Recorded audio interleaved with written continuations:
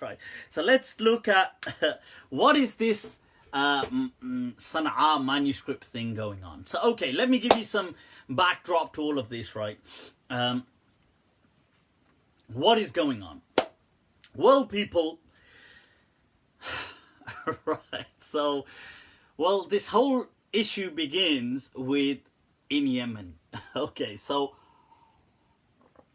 in the 70s, they were, I don't know, reconstructing or working on some masjid in Sana'a. Sana'a is the capital of Yemen.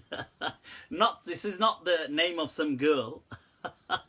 Sana'a. This is Sana'a, right? So this is where the great legends like you get Imam al-San'ani and these great people were from. Okay, so what's happened anyway is that whilst reconstructing or working on the dome in Sana'a, they found a whole bunch of kind of old manuscripts kind of stuck in some loft section. So they've taken them out, and it's quite common. This is nothing shocking, by the way, because a lot of the time in the past when people wanted to dispose of, let's say, certain sacred texts and things like this, it's very likely that they would just collect them and maybe put them away somewhere high, like in the dome, in a section, and then maybe with time burn them or do something once they've got a certain amount. Now, what's happened is here, obviously, they've just left them and presumably forgotten about them. Now, right, they've just forgotten about them. So what's happened is in 1972 or whenever it was, they've discovered these things, pulled them out. They've realized a certain amount of them. There's quite a few pages, but there's different things. But in some, they've said that they've realized this is the Quran. Okay, or page, it's not the complete Quran. Some people say it's pretty much a lot of Surah Tawbah there. Some people have said, I think they may be up to something like, I think 80 pages or something like this worth. By the way, these are not pages like these kind of pages. These are parchments. So things like ancient, initially cloth, like cloth, but it's actually taken from animal hide. So animal skin that was used to write on. So that was one method that people used to write on. So they found a lot of these. And then anyway, to cut all that story short, they called in some experts, and the experts thought, well, this sounds interesting. So they put all this stuff on microfilm, and then there was all this long legal battle going on with the Yemeni government. But anyway, I think in the 90s, the German experts were allowed to release those these microfilms or whatever it was, and they started to research these manuscripts. Now, these manuscripts had like I said, verses of the Quran on them, which is nothing so surprising. But when it got interesting was that they realized that this writing, these verses of the Quran, they had like a shadow effect underneath them. So it appeared that beneath them there seems to have been something written before that was obviously then wiped clean and then rewritten. So the writing they have on there is not the earliest writing on that parchment.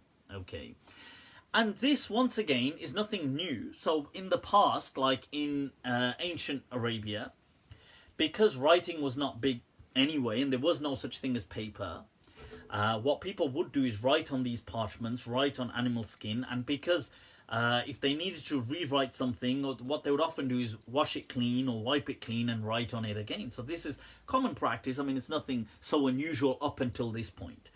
Then what happens is, using the latest technological equipment, they've managed to kind of extract the undertext.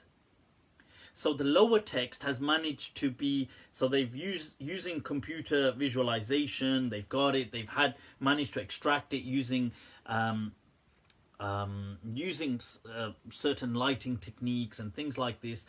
I think they've used like ultraviolet rays and things like this, but they've managed to extract the lower text. So the lower text is also appears to be the Quran. Right now, okay. So up until here, that seems okay. it gets a bit more interesting that the lower text of the Quran seems to be different to the current understanding of the Quran in some ways. So this has become known as the Sana'a Manuscript, and they also call it a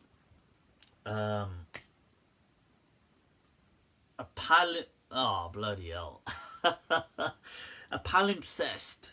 Right, I believe palimpsest is what it's called as well. Oh, rather. So that's a document that is, I say document, but a parchment that has been kind of wiped clean and then reused. They call that a palimpsest. Now, anyway, so if you see these words being thrown around, you know what they're speaking about. Okay, rather one must be rather academic. So this has had, there's a couple, Dr. Mr. and Mrs. Quinn, I believe they are called, and they're German, so they've had an ample amount of opportunity to do research on this Sana'a manuscript, and they've written their thesis on this. Then there's a few other people that have specialized on this. There is a doctor, female doctor, Asma Hilali, who has done her work on this and released an actual book called the Sana'a Palimpsest, and she's kind of discussing that, or the Sana'a manuscript, I think she may have called the book. Then there is a Dr. Sadeghi, who's also quite an expert on this, and a Dr. Wadarzi. So these are the main people who have worked on this Sana'a manuscript. They've produced theses that are available. You can find their documents online if you go there. But they are academic kind of works. They're not like your everyday kind of reads.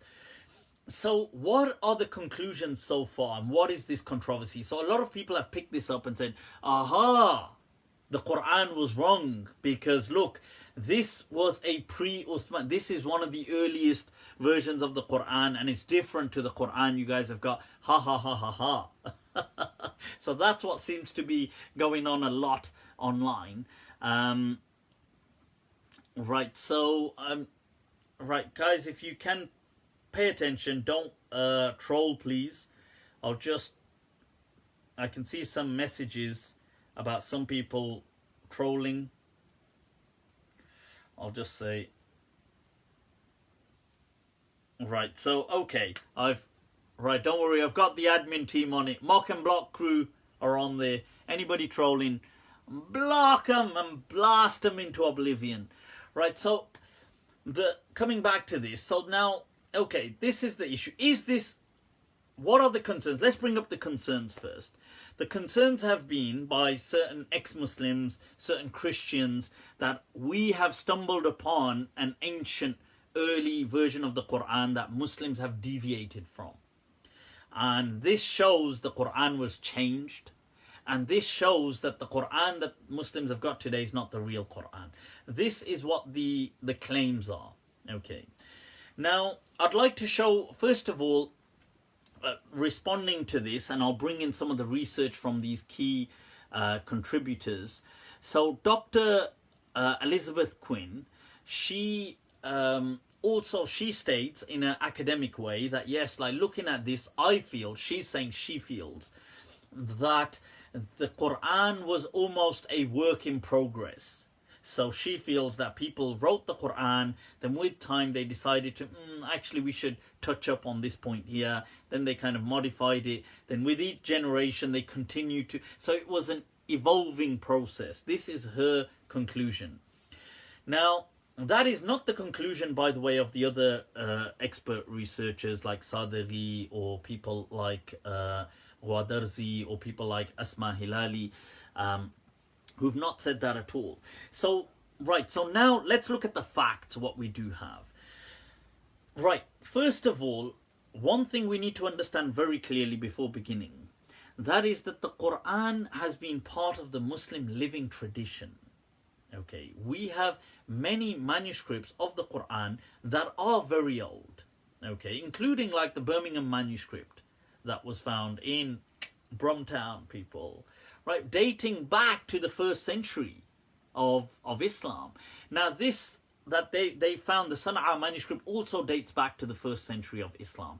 So they're not sure where, they're putting it somewhere, like they feel it may have been written anything between 30 years after the Prophet to maybe it was written 60 years after the Prophet, anything in between that they kind of, and they've done that by dating the actual, I think it was deer skin that it was written on.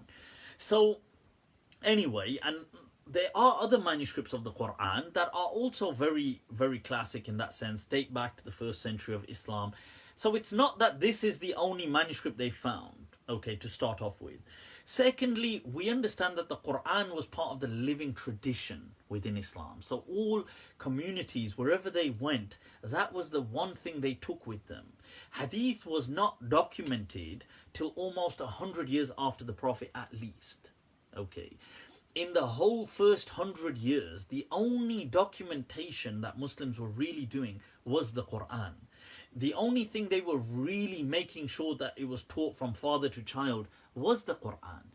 Hence, I've explained in other topics and discussions as well, why was the Quran difficult to corrupt? I've explained that because it was difficult because it was so widespread. 2, the nature of the Quran is it doesn't go into so much details about so many things. So if you are trying to corrupt it, what message would you try to put in? And the message that you try to put in has to match the style, the nazm of the Quran, the flow of the Quran. It has to go with the surahs, it has to go with those verses. And then everybody's reading the Quran everywhere. They're reading it in their salah, they complete it in Ramadan. You see, it's too widespread. Like it's not the results, the investment, there ain't much return on investment, if you see what I mean. Like if you were trying to corrupt a religion, the return on investment is too little here. So it's easier for you to corrupt the hadith. It's easier, and hence I'm not saying all hadith are corrupt, but what I'm trying to say is that hence you had a lot of fabricated hadith emerge because it was easier to do that. So, right, so these things so far are facts. Now, I would like to highlight that, look, this finding does not show that this was an evolution in progress. Or the Quran was, for example, a working model, that people were working on it and changing it. Why? And allow me to explain. And that is that Muslims already accept and believe. We already believe, right, that when the Quran was revealed, it was revealed with some kind of fluidity. Okay.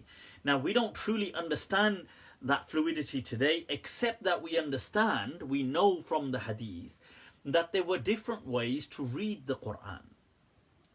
And we have a hadith that the Prophet saw some companions reading in a certain way, and Umar ibn al-Khattab radiallahu anh grabs the person and brings him to the Prophet and says to him that, what the hell, you're misreading the Quran. And the Prophet says, let him read, and he reads it, and then the Prophet says, okay, now you read and he says, I've read it like this, and the Prophet says, well, both are correct. Now, and he says that the Quran is read in multiple kind of ways. Now, what's interesting is that we know that this was happening. Okay, so this did happen, that there were multiple kind of recitations. And these are not, by the way, the 7 recitations we have today. This is not speaking about that. Although that could be part of it, but that's not what it's speaking about. And I'll explain why. So, look, now, that's one thing we have. Another thing we have already in our books, in many hadith books, so for example, in things like you're going to have Bukhari, Muslim, all these kind of other hadith books, Tirmidhi, you're going to have hadith where you will read that, okay, certain companions, that there were 1 or 2 companions that sometimes would disagree with, that they would have what they thought was a correct reading of the Quran in some verses, and they may be mistaken. And that's not so, I mean, first of all, that's common sense. I mean, it's quite easily understandable, but that did happen. We already have that as part of our tradition. So we know, for example, Abdullah ibn Mas'ud radiallahu anh used to assume that that the dua of qunut, that Allahumma inna nasta'inuka wa nastaghfiruka, like that was part of the Quran. He assumed because it had a certain rhythm to it, and he saw the Prophet teaching it in such a religious way that he assumed it was part of the Quran, and he had it as a little surah. Other people told him that was actually just a dua and that was not part of the Quran. Similarly, he assumed that Qul huwallahu ahad, sorry, not Qul a'udhu bi rabbil falaq and Qul a'udhu bi rabbin nas, which are known as the mu'awwidhatayn, to seek refuge, because they are a dua, he assumed they were just du'as and not part of the Quran. Now, okay, but the companions once again told him that, look, the other people that know these are actually, yes, they are a dua, but they are part of the Quran. Now, this is already part of our tradition. We already know this. This is not a shock. This is like something actually well written and documented in our books. There's transparency about these things. That in fact, if you read Imam Qurtubi's Muqaddimah, his introduction, which I think I have a kind of explanation of his introduction on YouTube, or it might be on SoundCloud, but where I speak about how some of Imam Qurtubi highlights how some of the Sahaba, even their pronunciations because of the tribes they were from. So he mentions Ibn Mas'ud, for example, being amongst them, and other companions, that they would sometimes swap the Hamza with the Ain because they sound similar, and that's like it was just like a dialectical, like the tribe you were from might do things. So for example, in English, you get some people, like in the UK, they pronounce the T in certain things as a kind of glottal stop. Like they won't say water, they'll say water. Like so, water, like that. And so that's an example. Like in the Arab world today, you'll have some people who pronounce like the Egyptians will pronounce a jim as a gim. And some people pronounce the qaf as a gaf, like in Saudi and the Gulf. And so like this, even in the Prophet's time, some of the tribes used to do things like that. So they used to, so in Imam Qurtubi's his introduction, he explains this, and he mentions like some of the companions, for example, would swap Hamza with an Ain, and some would swap a Ha with an Ain. So instead of Hatta, they would say Atta, but just because they come from the same kind of position within the throat. So, and this was just the way they spoke Arabic. So these things we already know. It's not that, we're not saying this is like comes as a shock to Muslims. So the question was, what was the general transmission of the Quran? We're not talking about what one person may have written something or somebody else may have omitted a verse. Another important point to remember here, right? Another important point to remember is, you see, for us today, Arabic is something, especially clear, eloquent Arabic, is something we only read in the Quran or in classical poetry. Even for Arabs don't speak classical Arabic. In fact, they don't even read classical Arabic. Even modern standard Arabic, which is proper Arabic, but modern standard Arabic is not eloquent. It's not eloquent. Sorry, it's not eloquent in that style. I mean, they might consider it eloquent for today's standards, but it's not eloquent like classical Arabic. Now, you have to understand that the ancient Arabs spoke like that. So, when you speak in a particular way, and that is how the verses are being revealed. Now, I'm not saying they spoke as eloquently, but they did speak that exact language. Then it's very easy for you to replace words sometimes, because that is your absolute way of speaking. Whereas for us today to change words is still very easy, but it's not as easy, because when we memorize Arabic, we don't normally speak like Arabic like that. So we're not normally speaking Arabic anyway. So Arabic is only our Islamic language. So it's easy to keep that in a separate mental compartment and just memorize it. But for them, this is how they spoke. This is how they used to, do eloquent poetry. They used to do. So for them to sometimes mix up words was much more feasible. Some of them, I'm just saying. Right, now, just to give you a kind of backdrop, okay. So with all of these things in mind, okay, now I would explain that Dr. Asma Hilali, in her analysis of these Sana'a manuscripts, she has mentioned that it appears that these manuscripts were most likely personal notes that some person had taken in some study circle. This was her interpretation. And the reason she says this is for two reasons. She says that the person, first of all, when he writes letters like qaf. Now, qaf, when it's written at the end of a word, it has a tail to it. Okay, when it's written in the middle of a word, it's just a round thing and carries on. So she identified that this person seems to write the qaf with a tail in certain words in the middle of a word, which doesn't really make sense because that's not how the qaf is written in the middle of a word. So from here, she assumes that this person was maybe writing it off with the qaf and then later adding to it. Like saying, oh, I realized that this word was like this. Another important thing, that qaf thing I think is okay. I think more interestingly, she points out another point, and this is definitely fascinating, that how the person had written before Surah At-Tawbah. Now, Surah Tawbah does not begin with Bismillah ar-Rahman ar-Rahim. So the person had written, La taqul Bismillah. Do not say Bismillah here. So, now that's just a note. So that's actually in this Sana'a manuscript. The person had written before Surah Tawbah. Now you know, well, that's not the Quran. You know, La taqul Bismillah. This is clearly a personal note that somebody is writing. Now, so I would say that, look, with these things, what we have, first of all, I'd like to highlight what is this most likely. So I feel that I'm not so sure whether it was a student documenting it in a study circle like Dr. Asma Hilali has said, but what I think is this is definitely somebody's personal script. It wasn't like, I know Dr. Quinn seems to emphasize she thinks this was some kind of standard manuscript that people were sending out. And there's no evidence for that at all. If anything, this seems to be somebody's personal script, personal copies that they're writing, and they're making some notes. Okay, so like La taqul Bismillah, don't say Bismillah here, don't do this, don't do that.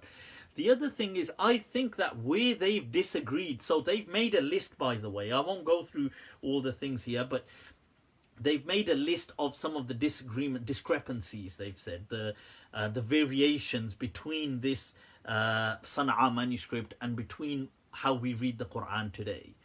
And sometimes words are missing. Like, for example, in one it says Allah will punish them, and it says adhaban alima.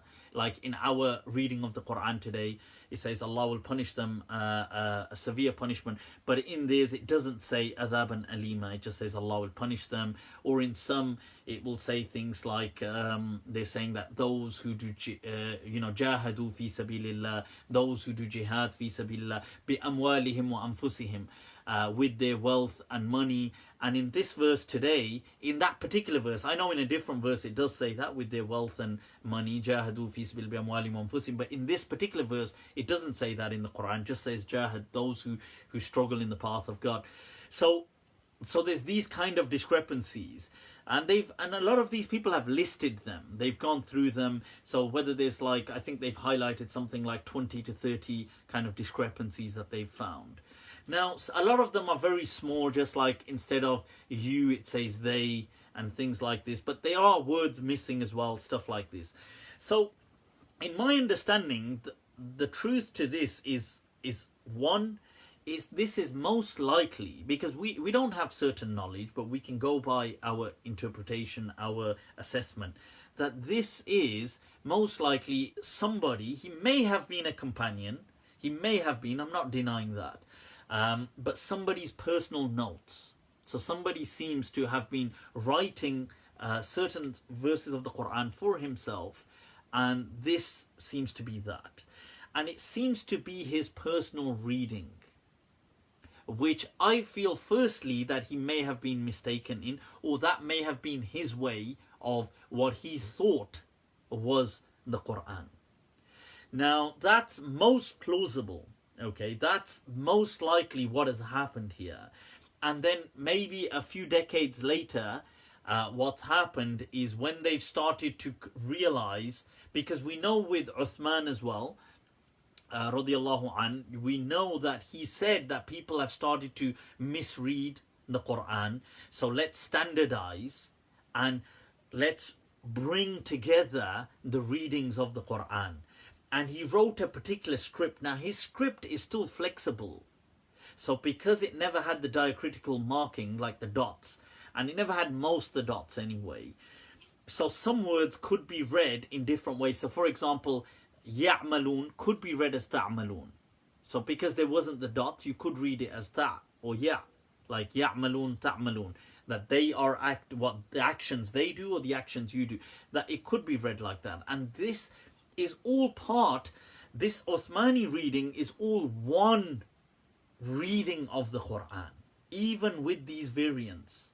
Okay, it's not, so we do accept that there were other readings that have then gone, that they were in the time of the Prophet, how they read certain things. We have that in our tradition, but we know that one main reading was locked into for people to be transmitted.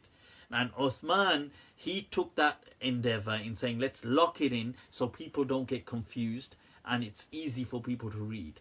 Now, even how he locked it in still had room to read in different variations. Now, this is no hidden knowledge. This is transparent knowledge. Muslims have been saying these things for ages. I mean, it's written in all our books and it's very clear.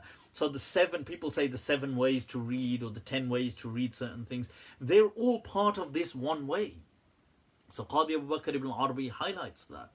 Okay, so he highlights that in his Mahsul, by the way, as well, and in his other books. So now this is just to be clear about this. So this undertext of the Sana'a manuscript was most likely somebody's personal notes who thought that that reading was how it was.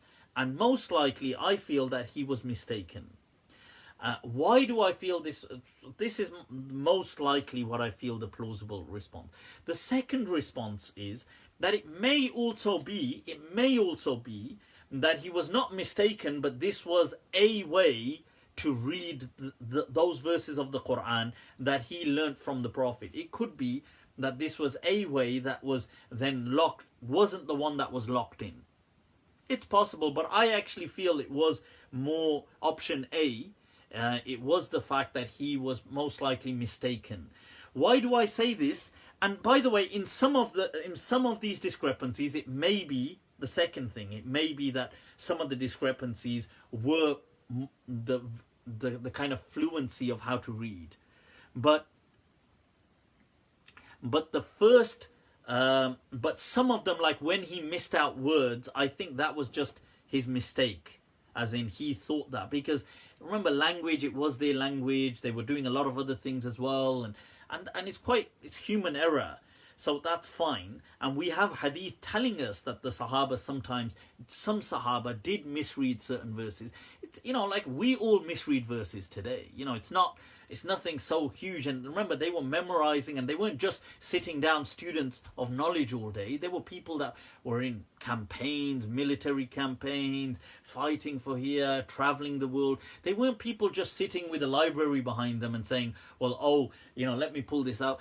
I mean, I've memorized the Quran, and if I read the Quran today, from my memory, I'll make tons and tons of mistakes. I'll need to revise and make sure. And that's natural, it's not.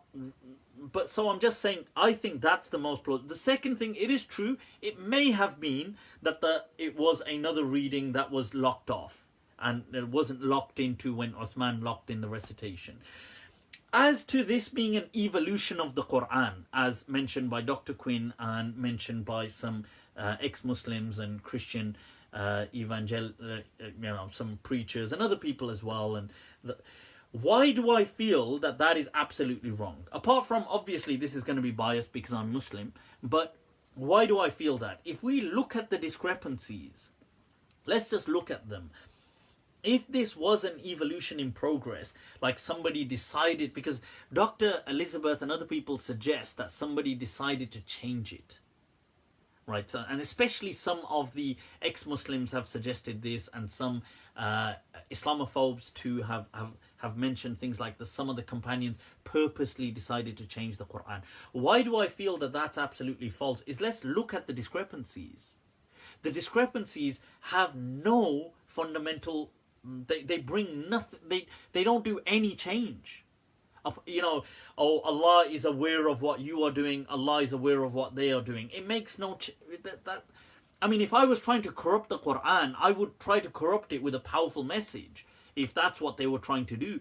Just changing it by dropping a word that still Allah is going to punish them, and let's just say they drop the word a severe punishment. It doesn't, like, that doesn't change anything, because in the other verses they're still saying that. So it doesn't really show any purpose, like any purpose-serving kind of alteration. Like, if somebody was trying to manipulate the Quran, then surely they would put in a good message to manipulate that they're trying to get across. By changing it with these little pronouns, like I changed it, here Allah, I said Allah knows what, Allah is seeing what they are saying, and here I said what you are saying, ha ha ha ha ha, I changed the Quran.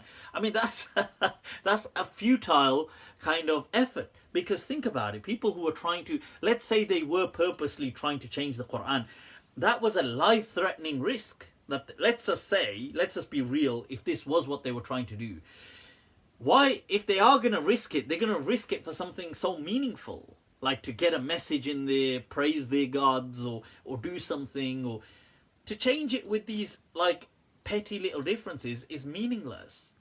So to me, that doesn't hold up at all. Okay, so with that, just to summarize that, then I'm going to give a little conclusion. In summary, yes, we acknowledge that the manuscripts do demonstrate that these were from first century Islam. They do demonstrate that there was an undertext and an overtext. They do demonstrate there are discrepancies. They also demonstrate that the discrepancies are not so huge, as in they don't derail the message in any way, right? They're not that substantial, right? They also demonstrate that most likely these were a mistake that whoever wrote them, he wrote, and these were part of his notes. Why? Because they use words like I said, notes like don't say Bismillah here. That sounds like a very personal note. The other thing is, this may have been, it has some potential that this was one of the writings that was then not locked in. Sorry, one of the readings that was not locked in. It's possible, although I don't believe that to be the stronger interpretation. So that, and in conclusion, I want to add here, this also, in a positive spin to this, I want to show a positive spin to this, which people haven't really highlighted. This actually reaffirms for us that the message that we've been passing generally down the generations has been accurate. Because, there's many people who've said, for example, the Quran was actually invented after the 2nd century of Islam. It disproves them. There's many people who have said all hadith have been fabricated.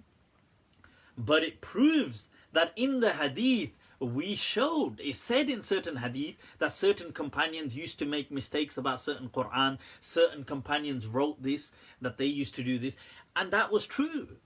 The living tradition told us that Uthman had actually, to get rid of people's kind of debating and whatever, decided to lock in a recitation. Now this is part of our just historic stories, but yet it's true then. Because it shows that there was, and that it seems to have been locked in, or people have tried to work on it. It demonstrates that these things were not fabricated, because some people have said Muhammad was not even a real figure, and his companions didn't even really exist, and people afterwards made them up. But it shows that actually, so these things have been true, that Muslims, when they said that there was a Quran and it was there in the 1st century of Islam, it proves that. It said that when Muslims themselves said in our own books that, by the way, that there were various ways of reading the Quran, it was true that Muslims themselves said that certain companions did make mistakes, and we're going to be honest about that, but they went with a majority reading.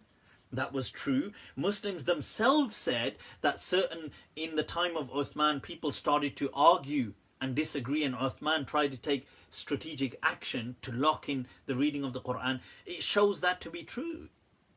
So it shows that there is, even those, I'm sure there are many hadiths sometimes that have been misrepresented and are not true and things like this, but it shows a lot of the living tradition, the living stories and things like this that have come down have actually held, throughout the ages. And they've conveyed significant truths, like we're seeing this with modern day technology now revealing and affirming the stories that we've only been reading for decades. So I think that's an amazing spin on this, and it shows that, Muslims have been transparent. And had we covered up these things, then it could have come as a shock. So, okay, I hope that's of some help, inshallah. It answers some of these questions. Right, people, inshallah. So any other issues, you can reach out to me. What I will try to do as well is go through some of these in some detail. But it's nothing so substantial to go through. Like I said, the biggest one I could see was the drop of one word, like a severe punishment and things like this. What I said, those who do jihad with their wealth and their lives, like, okay, it had that, it claimed to have had that word, but here it didn't exist in the modern day reading or in the current Quran that we have. But then we know that those wordings do exist in other surahs of the Quran. So it's not that it doesn't exist in the Quran, but just not in that surah. And so it's possible that the person, whilst reading, put it there because it's a common way that it's read in the other verse. So these things do happen. Okay. Right, folks, let's move on. What else have we got?